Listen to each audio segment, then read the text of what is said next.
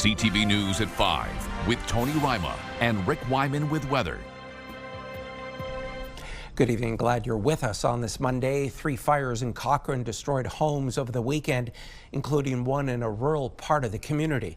A fire broke out at a home on Nama Road around 9:30 Saturday night. The brutally cold temperatures and the rural location of the home made fighting the fire a challenge. The fire chief, Richard Valley, told CTV News tanker shuttle operations was needed to supply water for suppression efforts. We did establish a water shuttle from the scene up to the fire hall and back and forth. But every time like our tanker truck would come back to the hall, it was totally frozen.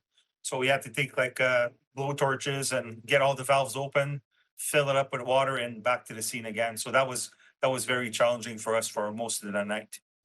The fire marshal's office has been called in to investigate the blaze. Meanwhile, Cochrane Mayor Peter Politis put out a statement over the weekend expressing condolences, saying 2 people died in the Nama Road fire. All right, it's time for your first check on weather, and it was another chilly Monday morning. CTV's Rick Wyman is off today, so I will handle the weather duties as we take a look at our forecast radar. Our first map is brought to you by CAA. Get your membership by going to getcaa.ca. And as you take a look at that blue kind of periwinkle color, that's snow, and it's going to be just light overnight and into tomorrow, except for Wawa. There's a snow squall watch in place, 10 to 15 centimeters of the white stuff. Temperatures slowly going to get a little warmer, but we're also going to deal with those lingering snow flurries. We'll have more weather details a little later in our show. And 1 person has died and 4 others injured after a deadly crash in Sturgeon Falls. 2 vehicles collided on Nipissing Street around 11:30 Saturday night. A 62-year-old Sudbury woman was pronounced dead at the scene, while the 2 other occupants of the same vehicle were treated by EMS. The 4 people in the second vehicle were transported to hospital, one with life-threatening injuries and the others with serious injuries. There were some tense moments just before noon today in Sudbury after multiple people were reported injured outside of a residence on Kathleen Street. Police say just before noon they responded to unknown trouble on Kathleen Street, where multiple individuals were found outside with serious cuts and lacerations. Police believe 3 individuals were involved in an altercation inside a residence, leading to all of them being injured. Officers say they have recovered the weapons involved. The 3 men are facing weapons-related charges and remain in hospital in police custody. A school in Blind River was closed today after police received a call about a sudden death. École Saint-Joseph was closed today as OPP conducted an investigation. They got the call around 6:30 this morning and found a 41-year-old Blind River resident dead at that location. The investigation is ongoing, but foul play is not suspected. The city of Timmins is getting a second water tower. Today, the province announced funding for the project, which will take around 18 months to complete. As CTV's Lydia Chubak tells us, the hope is that this new tower will encourage development in the East End. Timmins MPP George Peary says the province is giving close to $24 million to build a new water tower in South Porcupine. There's been a chronic problem in the East End of South Porcupine with water pressure, and this solves that problem. The funding comes from the province's municipal housing infrastructure program. Timmins is well poised to grow, and you can't grow without infrastructure. So it's been a real pleasure for me to partner with the City of Timmins. Housing is one of the city's priorities, but to get more residential and industrial developments in the East End, the mayor says the city needs to overcome challenges with its water distribution system. And that's what this water tower will be able to do. But there's another piece to the puzzle, and that will be the wastewater treatment. And so I think the next step now, if we want to be able to continue talking about growth in the East End, we'll be looking at that. So the work continues. I was always been told, and the community's been told, that we can't develop because we had a lack of sewage, we have lack of water, we had a lack of a lot of things. So we are moving in that direction, that the East End is really open for business. The city is investing $2 million in the new water tower, which will be located on Gold Mine Road near the Dome Mine. We started a lot of the work or the commencement work a couple months ago. We started with the site clearing. We've actually installed all our concrete piles to hold this superstructure. And then now in the next year and a half, you're going to start seeing a lot more activity pick up. We're going to start with the concrete pouring in February, end of February. And then, we'll start seeing the moment of when this tower will get built in the next year and a half. City officials say the new water tower is supposed to be one of the biggest in the province, and it has yet to be officially named. But Tam says that's already sparked a lot of curiosity among residents, so stay tuned for that. Lydia Chubak, CTV News, South Porcupine. It's time for a quick break. Coming up on CTV News at 5, we will check out your full weather forecast. Right now, though, we're off to North Bay and a live webcam of Lake Nipissing. This is courtesy of the city. It's minus 14 degrees. We're back in a few minutes.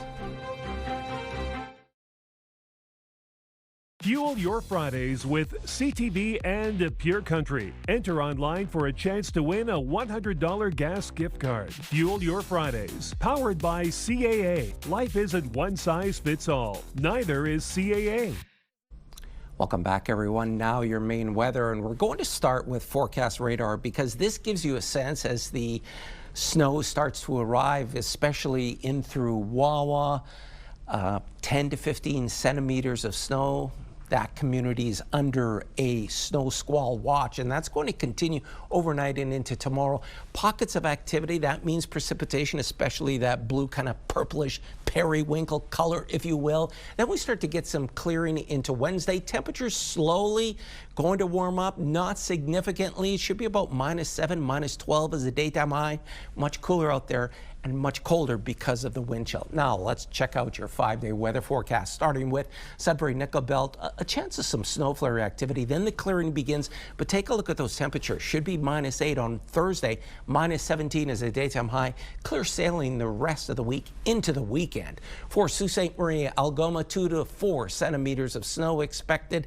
The daytime high should be about -7, -8, so slightly below that. Thursday is going to be a chilly one, but Saturday not all that bad, mainly sunshine. In through Timmins, Cochrane, Kapuskasing, light snow, still bitterly cold out there, and add the wind chill, it'd be closer to -30, and then some snow also mixed in there as we head on over to Timiskaming Shores, Kirkland Lake. Light snow. Temperature should be about -8, but it's going to be significantly colder. And finally, your 5-day weather forecast for North Bay, West Nipissing. Light snow in through tomorrow. Then the temperatures start to drop a little bit. Should be about -7, -8 as a daytime high, but significantly cooler than that. Back to the news now. Algoma Steel has signed a binding memorandum of understanding with South Korean shipbuilder Hanwha Ocean to the tune of $345 million. The signing ceremony took place earlier today with Ontario Trade Minister Vic Fedeli in attendance. It's predicated on the South Korean business winning the federal contract to build a fleet of submarines for the Canadian military. The company is pledging $275 million to develop a structural steel beam mill in the Soo, as well as promises to purchase products from Algoma Steel. The repayment plan for Algoma Steel consists of 10 years and payments equal to 3% of the net sales of the beam mill facility. Leadership of a First Nation in Northern Ontario says its recent multi-million-dollar investment is about the future for its community members, but the location of that new property is generating a lot of questions. We get more from CTV's Angela Gemmell. This is the Connect Center in downtown Edmonton. It was purchased for $65 million by Wikwemkong unceded territory, a community more than 3,000 kilometers away. It was bigger than a property acquisition. It was about generating and looking at a long-term sustainability for our community moving forward. Wiki leadership was made aware of the turnkey property last fall, and even though the opportunity is 2 provinces away, the chief says it will provide financial sustainability for his community. It offered the strongest combination of value, stability, and growth potential at that time when it was presented to us. There are already long-term tenants with potential to construct a further 30 to 35 stories for either residential or commercial space. In a post on his Facebook page, the mayor of Edmonton said it's a clear signal that our downtown has momentum.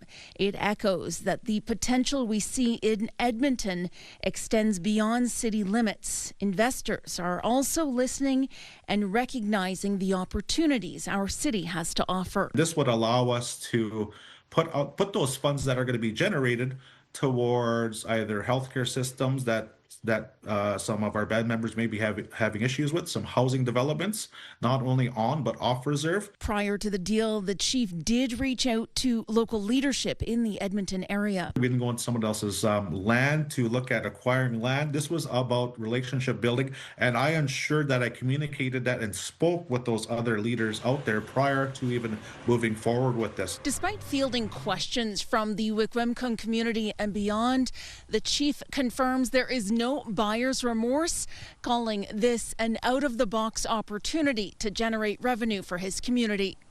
Angela Gemmell, CTV News, Sudbury. New infrastructure for a water project is coming to the community of Verner. The Ontario government is providing more than $18 million to allow the community to expand while providing an alternative source of water for homes in Verner. The project cost is about $24 million. The province will cover 3/4, with the municipality covering the rest. It'll include construction of a new water main from Cache Bay to Verner and converting Verner's existing treatment plant into a pumping station. When we're living in, a very developed part of the country, and our residents on the regular basis are having discolored water, it's a concern. So what this will do is provide water from our main source, the Sturgeon, which is a very good source of water.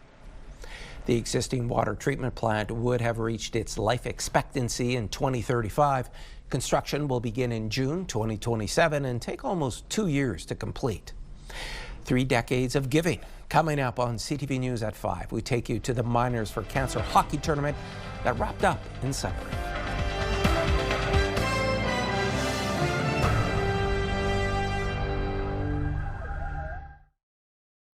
A lot of snow and extreme cold this winter, and people in the community of Wawa can bear witness to that. Wawa Snow Riders, which maintains trails there to Dubreuilville and beyond, posted this video of trails being blocked by downed trees which fell from heavy snow.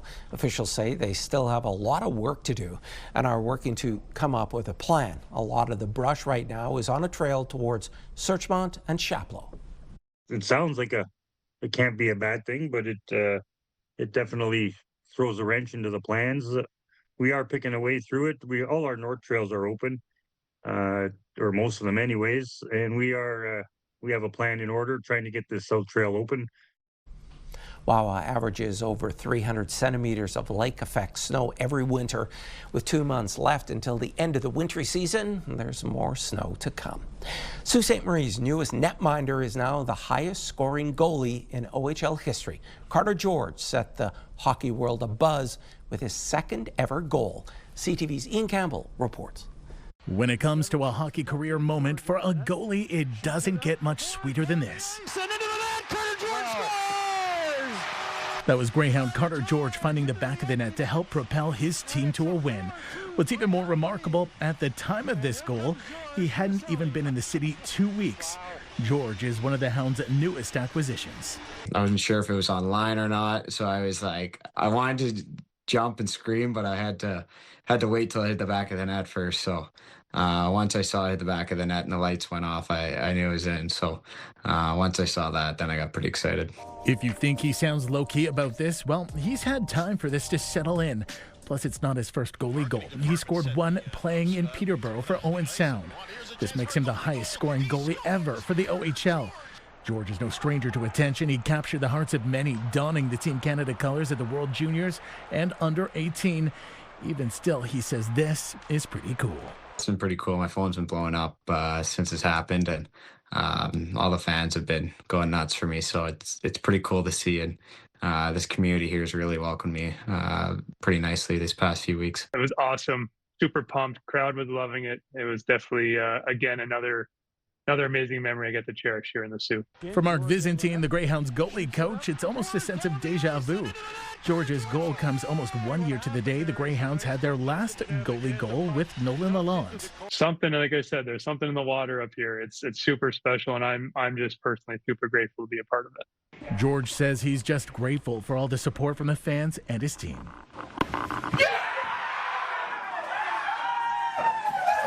It was pretty fun. My gear was still a little wet today from it, but no, it was good. They really welcomed me. That group of guys in the locker room has been awesome, and they've been really good to me. As to where he goes from here, the sky is the limit. George has been drafted by LA, and it's up to the Kings to decide. He still could have another overage year in the OHL, which in turn could mean more fun and feats in Sault Ste. Marie. Ian Campbell, CTV News, Sudbury. Now let's take a look at our weekend wrap-up in the OHL. The Brantford Bulldogs were in Sudbury Friday night after a hard loss Thursday to the North Bay Battalion. They'd push the Wolves to overtime and squeak out the win 5-4. Sioux Greyhounds netminder Carter George would continue making headlines Saturday, picking up a shutout against the North Bay Battalion. Final score there was 3-0. Sunday was a rematch in the Sioux, with the Greyhounds playing back-to-back games against the Troops. While North Bay would get on the board, they would only be allowed one. Greyhounds win this one 6-1. Sudbury Wolves were off to the queue to take on the Rouyn-Noranda Huskies in interleague play. Winger Rowan Henderson would tie the game up late in the third and go on to net the game-winning goal in overtime, leading the Wolves to a 4-3 victory. And a look at the standings in the NOJHL after a weekend of play. The Timmins Rock clinched a playoff spot, including an overtime win against the Sioux Thunderbirds. In the other half of the standings, the Blind River Beavers only able to win one of their 2 games this weekend as they try to pull away from the rest of the pack and secure themselves a playoff spot. Miners for Cancer celebrated 30 years of helping others over the weekend. CTV's Madison Merrier has the highlights.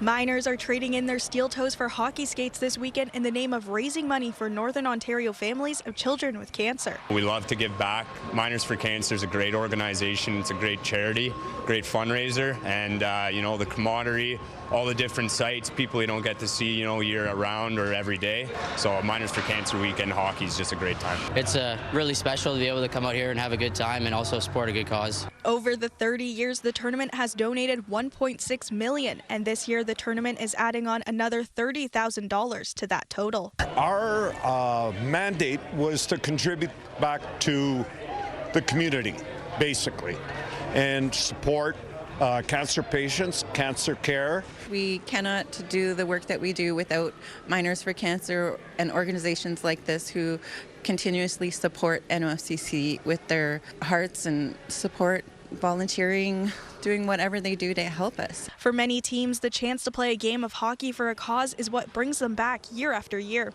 We jumped on the opportunity, and the interest from everybody on site was overwhelming. It was almost too overwhelming to be able to have just one team, but there was only one spot available. As far as the charity is concerned here, it's just an absolute pleasure to be able to take part in something like that. We bring our community together. We are a mining town, and it gives us the opportunity to celebrate, have a great fun weekend, and raise money for an amazing cause. The night will end with a DJ and karaoke tonight before starting back up again tomorrow morning with their brand new Mini Sticks tournament.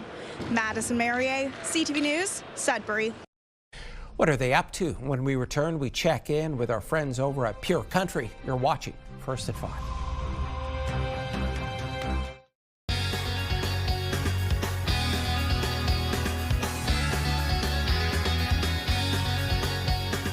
It's Josh and Coop from Pure Country Mornings, and first and foremost, we have some business to take care of. There's an ongoing contest that we've been having a lot of fun with called Fuel Your Fridays, and it's all powered by our friends over at CAA. Every week, we've been giving away $100, which is going to help fill up a gas tank of somebody's vehicle, which is pretty sweet, very necessary. Congratulations to Trish. She is our latest winner. And you know what? This contest continues for another week. All you need to do for a chance to win, head to our website, look for the contest section at purecountry917.ca. While you're there, get the details on the return of one of Sudbury's favorite charitable events, Fire and Ice charity hockey game in support of Northern Ontario families of children with cancer. You got firefighters taking on police, in an epic game of hockey. And Pure Country once again happy to be helping out with this incredible event. Coop, it goes down this Friday night. Yeah, we're going to do our best to do some PA announcing. We'll try not to screw it up too much. I mean, there'll be a few screw-ups, but it's okay. It's all about the hockey game, not the PA announcing, okay? There's going to be a vendor table there. There's going to be some face painting. There's going to be a T-shirt toss, even a chance to win a vehicle. What? Yeah, I'm seeing a shoot to win with a vehicle up for grabs. You've got a puck toss as well that could score you, Team Canada Olympic jersey, a PWHL jersey, tons of gift cards to go along with it. This is going to be so much fun. And that's not even to mention, the face painting, the concessions, silent auctions, things like that. And of course, the hockey game, all with this incredible charitable element with NOFCC. Ticket prices? $10. Can't beat that. That's 10. Are you sure? Yeah. Cool. Very affordable for the entire family to get out and have some fun. Fire and Ice goes down this Friday night at the Sudbury Arena. Doors open at 5:30. Puck drop is at 6:30. Get the details, as Coop mentioned, on our website, or we'll be chatting about it on the air as well. Pure Country 91.7 on the dial, or you can listen totally free on the iHeartRadio app.